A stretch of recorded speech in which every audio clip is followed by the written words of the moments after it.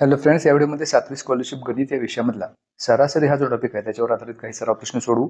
या व्हिडिओमध्ये आपण नवनीत स्वाध्याय 25 मध्ये विचारलेले प्रश्न पाहू. त्याआधी सरासरी ही संकल्पना आपण समजून घेऊ. सरासरी ज्याला मध्यमान असंही म्हणतात. समजा आपल्याला काही संख्या दिली असतील तर त्या सर्व संख्यांची सरासरी काढायची, म्हणजे त्या सर्व संख्यांची बेरीज करून जितक्या संख्या आहेत त्यांना भागायचं. म्हणजे 2, 3, 5, 10, 12 या 5 संख्या जर दिल्या असतील तर या सर्व संख्यांची सरासरी म्हणजेच या सर्वांची करायची बेरीज आणि त्याला भागायचं 5 म्हणजे त्या सर्व संख्यांची असते सरासरी, ज्याला ॲव्हरेज असंही म्हणतात. तर या संकल्पनेचा उपयोग करून ही उदाहरण सोडवायची आहेत. त्याच्यासोबतच आणखी एक संकल्पना ह्याच्यात आपल्याला समजून घ्यायची आहे. समजा 5 संख्यांची सरासरी आपल्याला दिली असेल 12, की 12 ही संख्या दिलेल्या 5 संख्यांची सरासरी असेल, तर मग त्यावरून त्या 5 संख्यांची बेरीज किती येईल हे आपण काढू शकतो. त्यासाठी त्याला 5 ने गुणायचं, उत्तर येईल 60. याचा अर्थ संख्यांवरून सरासरी काढण्यासाठी त्या सर्वांची बेरीज करून त्याला जितक्या संख्या त्यांना भागायचं, किंवा सरासरी दिली असेल आणि त्यावरून त्या सर्व संख्यांची बेरीज काढायची असेल तर सरासरीला किती संख्या आहेत त्यानं गुणायचं. तर ह्या दोनच मुख्य संकल्पना आहेत. याचा उपयोग करून आपल्याला यावर उदाहरणं सोडवायची आहेत. सुरुवात करूया यातल्या पहिल्या प्रश्नापासून. हा पहिला प्रश्न आहे, एका शहरामध्ये एका आठवड्यात पडलेला पाऊस मिलीमीटरमध्ये दिला आहे. त्यावरून आठवड्याची पावसाची सरासरी काढा. 7 दिवस पडलेला हा जो पाऊस आहे तो मिलीमीटरमध्ये दिला आहे. त्याच्यावरून त्याची सरासरी काढायची आहे. मग आता दिलेल्या संख्यांची सरासरी काढायची म्हणजेच त्या सर्व संख्यांची पहिला बेरीज करायची. मग पहिली संख्या 9 आहे, त्यानंतर 11 अधिक 8 अधिक 20 अधिक 10 अधिक 16 अधिक 12 या सर्व संख्यांची बेरीज करून एकूण संख्या 7 आहेत, त्यामुळे त्याला 7 न भागायचं. म्हणजे सर्वांची बेरीज येते 86 आणि त्याला जर 7 न भागलं तर 7 एक्के 7, एकचा भाग जाईल, एक शिल्लक राहिला 16 होतील, 7 दुणे 14, 2 शिल्लक राहतील. आता 2 ला भाग जात नाही म्हणून डेसिमल घेऊया. त्याच्याबद्दल एक 0, 7 दुणे 14, 6 शिल्लक राहील, पुन्हा एक 0, 7 8 56, 4 शिल्लक राहील, पुन्हा एक 0 घेतलं तर 7 35, म्हणजे उत्तर येईल 12.285. डेसिमल नंतर 3 डिजिट पर्यंत आपण हे उत्तर काढलं. तर हा पर्याय दिलेल्या पर्यायामध्ये कुठंच आपल्याला दिसत नाही, पण हेच रूपांतर आपण 2 डिजिटमध्ये केलं तर 12.28 नंतर तिसरं जे डिजिट आहे ती 5 संख्या आहे, त्यामुळं अलीकडचं डिजिट 1 वाढवायचं, म्हणजेच 8चे होतील 9, म्हणजे सरासरी येईल 12.29 मिलीमीटर, जे आपल्याला पर्याय क्रमांक 1 मध्ये दिलेले. त्यामुळे या प्रश्नाचं उत्तर पर्याय क्रमांक 1. हा पुढचा प्रश्न, रात्रशाळेच्या एका वर्गातील 50 विद्यार्थ्यांची वये पुढील प्रमाणे आहेत. या विद्यार्थ्यांची सरासरी किती? आता इथं फक्त संख्या दिलेली नाही आहेत, तर 15 वर्ष असणारे 5 विद्यार्थी आहेत, 16 वर्ष असणारे 12 विद्यार्थी आहेत, 17 वर्ष असणारे 8 विद्यार्थी आहेत. अशा पद्धतीने ही माहिती दिलेली आहे. या पद्धतीची जर माहिती दिली असेल आणि त्याची सरासरी जर काढायची असेल तर प्रत्येक वेळेला आपल्याला विद्यार्थी संख्या आणि वय यांचा गुणाकार करावा लागेल. 15 वय असणारे 5 विद्यार्थी आहेत, मग 15 आणि 5 चा गुणाकार 75 येईल. त्याच पद्धतीनं 12 आणि 16 यांचा गुणाकार 192, 18 आणि 7 गुणाकार 136, 15 आणि 18 चा गुणाकार 270 आणि 10 आणि 19 चा गुणाकार 190. आता हे जे सर्व गुणाकार मिळाले आहेत यांची आपल्याला बेरीज करायची आहे सरासरी काढायला. मग सरासरी बरोबर 75 अधिक 192 अधिक 136 अधिक 270 अधिक 190 आणि याला भागायचं आहे एकूण विद्यार्थी संख्येनं. मग इथं 5 विद्यार्थी आहेत, इथं 12 आणि 8 20 आणि 5 25 आणि 15 40 आणि 10 50 विद्यार्थी आहेत, त्यामुळे त्याला भागायचं 50 न. मग अंशामध्ये ह्या सर्वांची जर बेरीज केली तर ती येते 863 आणि त्याला 50 न भागायचं, म्हणजे आपल्याला उत्तर मिळेल. मग 50 एक्के 50, 36 शिल्लक राहतील. पुढची संख्या 3 उतरून घेऊ, 360 होतील. 50 गुणिले 7 350, 13 शिल्लक राहील. तर 13ला भाग जात नाही म्हणून डेसिमल घ्यायचा, त्याच्याबद्दल एक 0 वाढवायचा. 50 गुणिले 2 100, 30 शिल्लक राहील, पुन्हा एक 0 वाढवलं तर 50 गुणिले 6 300, म्हणजे उत्तर येईल 17.26. आता हे दिले आपल्याला पर्याय क्रमांक 3 मध्ये, त्यामुळे आपल्या या प्रश्नाचं उत्तर पर्याय क्रमांक 3. पुढचा प्रश्न आहे, पुढीलपैकी अचूक विधान कोणते? 4 पर्याय म्हणजे 4 विधानं दिली, त्यातलं बरोबर विधान शोधायचं आहे, म्हणजे उरलेली 3 विधानं चुकीची आहेत. पहिलं आहे, 3 क्रमवार समसंख्यांची सरासरी समसंख्या असते. हे पहिलंच विधान बरोबर आहे. कोणत्याही 3 समसंख्या घ्या आणि त्यांची सरासरी काढा, ती समच येईल. आता पहिल्याच पर्यायात उत्तर मिळालं, त्यामुळे पुढचे पर्याय चेक करण्याची गरज नाही. तरी पाहू आपण 3 समसंख्यांची सरासरी विषम संख्या हे कधीच असणार नाही, कारण जर 3 समसंख्या असतील तर त्यांची सरासरी ही समसंख्याच मिळेल. 5 विषम संख्यांची सरासरी समसंख्या असते हेही चुकीचं आहे. एखाद्या गटातील प्रत्येक संख्या समान अंकाने वाढल्यास गटाची सरासरी बदलत नाही हे चुकीचं आहे. जर संख्या वाढत असतील तर सरासरी बदलणार, त्यामुळं दुसरं, तिसरं, चौथं विधान चुकीचं आहे. अचूक विधान एकच आहे, पर्याय क्रमांक 1. पुढचा प्रश्न, एका वर्गातील सर्व मुलांच्या वयांची सरासरी 12 वर्षे आहे.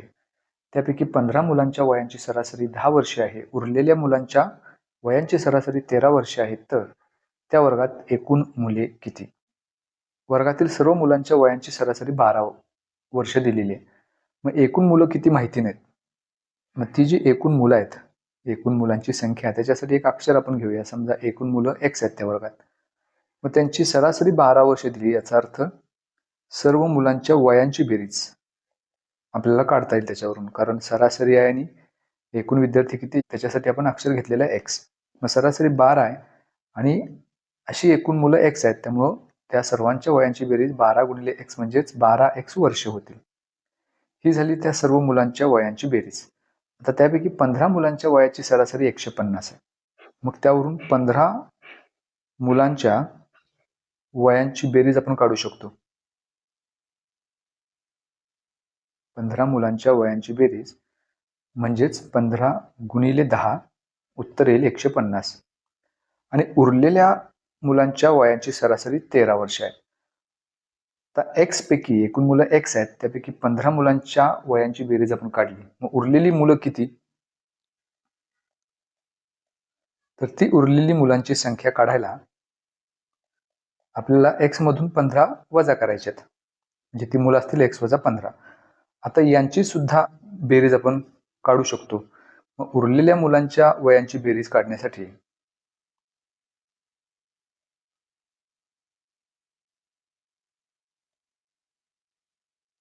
उरलेल्या मुलांच्या वयांची बेरीज, त्यांची सरासरी 13 दिली आणि ती उरलेली मुलं किती आहेत तर x वजा 15. मग 13 गुणिले x वजा 15 हा गुणाकार करायचा. एवढी बेरीज उरलेल्या मुलांची. मग आता हा गुणाकार करूया. 13 गुणिले x म्हणजेच 13x वजा 13 गुणिले 15 हा गुणाकार 195 येईल. आता ही एकूण मुलांची बेरीज आहे 12x. तर ही एकूण सर्व मुलांची बेरीज म्हणजेच 15 मुलांच्या वयांची बेरीज अधिक 13 मुलांच्या वयांची बेरीज. मग 15 मुलांच्या वयांची बेरीज 150 आलेली आहे, अधिक उर्वरित मुलांच्या वयांची बेरीज 13x वजा 195 आलेली आहे, ती इथं मिळूया. हे समीकरण सोडवलं तर आपल्याला x ची किंमत मिळेल आणि x म्हणजेच मुलांची संख्या मिळेल. मग 13x पहिल्यांदा लिहून घेऊ. 150 वजा 195 उत्तर वजा 45 मिळेल, बरोबर 12x. वजा 45 डाव्या बाजूला घेऊया, अधिक 45 होतील. आणि 12x उजव्या बाजूला घेऊया, 13x वजा 12x होतील. मग 13x वजा 12x म्हणजेच x उजव्या बाजूला आणि डाव्या बाजूला 45. त्यामुळे x ची किंमत 45 आली, म्हणजेच एकूण मुलांची संख्या 45 आली, जे पर्याय क्रमांक 2 मध्ये दिले. त्यामुळे या प्रश्नाचं उत्तर पर्याय क्रमांक 2. हा पुढचा प्रश्न आहे, पहिल्या 5 विषम नैसर्गिक संख्यांच्या वर्गांची सरासरी किती? मग पहिल्या 5 विषम नैसर्गिक संख्या कोणत्या? तर पहिली संख्या 1, 3, 5, 7 आणि 9 या विषम संख्या. आता यांच्या वर्गांची बेरीज करायची, म्हणजे 1 चा वर्ग 1, 3 चा वर्ग 9, 5 चा वर्ग 25, 7 चा वर्ग 49 आणि 9 चा वर्ग 81. आणि यांची सरासरी काढायची आहे, म्हणून एकूण संख्या या 5 आहेत, त्यामुळे 5 ने भागायचं. तर ही मिळेल पहिल्या 5 विषम नैसर्गिक संख्यांच्या वर्गांची बेरीज. आता ही सर्व बेरीज जर केली, 9 आणि 1 10, 10 आणि 10 20 आणि 5 25, 2 10 16 165 आणि त्याला 5 ने जर भागलं तर 5 त्रिक 15, एक शिल्लक राहील, पुन्हा 5 त्रिक 15, 33 सरासरी येईल. हे दिले पर्याय क्रमांक 2 मध्ये, त्यामुळे या प्रश्नाचं उत्तर पर्याय क्रमांक 2. पुढचा प्रश्न, एका वाहनाने पहिल्या 4 तासात अनुक्रमे 38 किलोमीटर, 27 किलोमीटर, 40 किलोमीटर व 35 किलोमीटर अंतर कापले. 5व्या तासात किती अंतर कापले तर वाहनाचा सरासरी वेग 35 किलोमीटर होईल. आता पहिल्या 4 तासात जे अंतर कापलेले त्या सर्वांची जर बेरीज केली तर 38 अधिक 27 अधिक 40 अधिक 35, तर या सर्वांची बेरीज 140 मिळेल आपल्याला. तर ह्या सर्वांची सरासरी 35 पाहिजे आपल्याला. मग सरासरी जर 35 पाहिजे असेल तर सर्वांची बेरीज एकूण 5 तास असल्यामुळं त्या सर्वांची बेरीज म्हणजेच 35 गुणिले 5. 35 गुणिले 5 म्हणजेच 175. मग 175 बेरीज व्हायला पाहिजे 5 तासांची मिळून. पैकी 4 तासांची बेरीज 140 आहे. म्हणजे 5व्या तासात किती अंतर कापले हे कसं काढायचं? तर 5व्या तासात कापलेले अंतर ते काढायला एकूण बेरजेतून म्हणजे 175 मधून पहिल्या 4 तासांचं अंतर वजा करायचं म्हणजे 140. 175 वजा 140 उत्तर येईल 35. त्यामुळे 5व्या तासात 35 किलोमीटर अंतर जर कापले तर सरासरी वेग 35 किलोमीटर होईल. दिले आपल्याला पर्याय क्रमांक 4 मध्ये. त्यामुळे या प्रश्नाचं उत्तर पर्याय क्रमांक 4. पुढचा प्रश्न 1 ते 20 पर्यंतच्या नैसर्गिक संख्यांमधील समसंख्यांची सरासरी विषम संख्यांच्या सरासरीपेक्षा कितीने जास्त आहे? मग 1 ते 20 मधल्या सर्व समसंख्या ज्या आहेत त्यांची बेरीज आपल्याला करावी लागेल. मग त्या संख्या 2, 4, 6, 8, 10, 12, 14, 16, 18 आणि 20 संख्या घ्यावी लागेल, कारण 1 ते 20 पर्यंतच्या असं दिले. 1 ते 20 मधील असं दिलं असतं तर आपल्याला 20 घेता आलं नसतं. पण 1 ते 20 पर्यंतच्या समसंख्या आहेत त्यामुळे 20 सुद्धा त्यामध्ये घ्यावी लागेल. आता या सर्व संख्यांची सरासरी काढायची म्हणजेच काय? या सर्व संख्यांची बेरीज करायची आणि या संख्या एकूण 10 आहेत त्यामुळे त्याला 10 ने भागायचं. आता ह्या सर्व संख्यांची जर बेरीज केली तर ती बेरीज येते 110. त्याला जर 10 ने भागलं तर सरासरी 11 येईल. आता ज्या पद्धतीने आपण ह्या समसंख्यांची सरासरी काढली त्याच पद्धतीनं 1 ते 20 मधल्या विषम संख्यांची पण सरासरी काढावी लागेल. मग त्या विषम संख्या आता 1, 3, 5, 7, 9, 11, 13, 15, 17 आणि 19 या विषम संख्या आहेत. मग यांची सुद्धा सरासरी त्याच पद्धतीने काढायची. या सर्वांची बेरीज करायची जी 100 येईल आणि त्याला 10 ने भागायचं, कारण या सुद्धा 10 विषम संख्या आहेत. 100चे 10 म्हणजेच 10. आता प्रश्न आपल्याला असा विचारलाय की समसंख्यांची सरासरी विषम संख्यांच्या सरासरीपेक्षा कितीने जास्त आहे? मग समसंख्यांची सरासरी 11 आहे, विषम संख्यांची सरासरी 10 आहे. यांच्यातला फरक म्हणजे 1. याचा अर्थ समसंख्यांची सरासरी विषम संख्यांच्या सरासरीपेक्षा 1 ने जास्त आहे. पर्याय क्रमांक 1. हा पुढचा प्रश्न 10 संख्यांची सरासरी 20 आहे, त्यापैकी पहिल्या 6 संख्यांची सरासरी 15 आहे, शेवटच्या 3 संख्यांची सरासरी 16 आहे, तर 7वी संख्या कोणती? एकूण 10 संख्या आहेत. 1, 2, 3, 4, 5, 6, 7, 8, 9 आणि 10. या त्या संख्या नाहीत, हे त्या संख्यांचे क्रमांक आहेत. यापैकी पहिल्या 6 संख्यांची सरासरी 15 दिलेली आहे, शेवटच्या 3 संख्यांची सरासरी 16 दिलेली आहे, तर 7वी संख्या कोणती असा प्रश्न विचारलाय. मग या जर 10 संख्या असतील तर त्या 10 संख्यांची सरासरी आपल्याला 20 दिलेली आहे. मग यांची बेरीज कशी काढायची? तर 20 गुणिले 10 200 बेरीज येईल. म्हणजे या सर्व संख्यांची बेरीज 200. यातल्या पहिल्या 6 संख्यांची सरासरी पण दिलेली आहे, ती आहे 15. मग त्यांची बेरीज काढायला त्याला 6 ने गुणायचं. 15 गुणिले 6 90 मिळेल. शेवटच्या 3 संख्यांची सरासरी पण दिलेली आहे, ती 16 आहे. मग त्यांची बेरीज काढायला त्याला 3 ने गुणायचं, कारण ह्या 3 संख्या आहेत. मग 16 गुणिले 3 48. म्हणजे पहिल्या 6 संख्या आणि शेवटच्या 3 संख्या या संख्यांची बेरीज 90 अधिक 48 उत्तर 138 येईल. आणि सर्व संख्यांची बेरीज 200 आहे. मग 7वी संख्या कोणती आहे हे कसं काढायचं? तर याच्यामध्ये पहिल्या 6 संख्या शेवटच्या 3 संख्या म्हणजे 9 संख्या झालेल्या आहेत, उरली एकच संख्या 7वी. मग सर्व संख्यांची बेरीज 200 असेल तर त्यामधून या उरलेल्या 9 संख्यांची बेरीज जी आहे 138 ती वजा करायची, उत्तर येईल 62. त्यामुळे हे आपलं उत्तर पर्याय क्रमांक 2 मध्ये दिले. त्यामुळे या प्रश्नाचं उत्तर पर्याय क्रमांक 2. हा पुढचा प्रश्न 13 ने भाग जाणाऱ्या सर्वात लहान व सर्वात मोठ्या 3 अंकी संख्यांची सरासरी किती? आता सर्वात लहान 3 अंकी संख्या 100 आहे, कारण त्याच्या अगोदर 99 होती जी 2 अंकी संख्या आहे. मग 100ला 13 ने भाग जात नाही. मग त्याच्या पुढच्या कोणत्या संख्येला 13 ने भाग जातोय ते आपण क्लिक करू. ती संख्या 104 आहे. म्हणजे अशी लहानात लहान संख्या ज्याला 13 ने भाग जाईल ती संख्या 104. कारण 13 गुणिले 8 बरोबर 104. आता मोठ्यात मोठी संख्या शोधायची आहे. 3 अंकी मोठ्यात मोठी संख्या 999. पण 999ला 13 ने काही भाग जात नाही. मग त्याच्या मागं जायचं आणि अशी संख्या शोधायची ज्या संख्येला 13 ने निशेष भाग जाईल. ती संख्या म्हणजे 988. कारण 988ला 13 ने जर भाग घालवला तर 13 7 91, 7 शिल्लक राहील 78 होतील, 13 7 78. त्यामुळं 988 ही मोठ्यात मोठी संख्या आहे. त्याच्यापेक्षा मोठी संख्या जी आहे, ज्याला 13नं भाग जाईल, ती 1001 आहे. पण आपल्याला 3 अंकी संख्या पाहिजे, त्यामुळे ही 1001 संख्या घेता येणार नाही. त्यामुळं मोठ्यात मोठी संख्या 988 आणि लहानात लहान संख्या 104, अशा या 3 अंकी संख्या आहेत, त्याला 13नं निशेष भाग जातोय. आता या दोन्हींची सरासरी काढायची म्हणजे पहिल्यांदा या दोन्हीची बेरीज करू.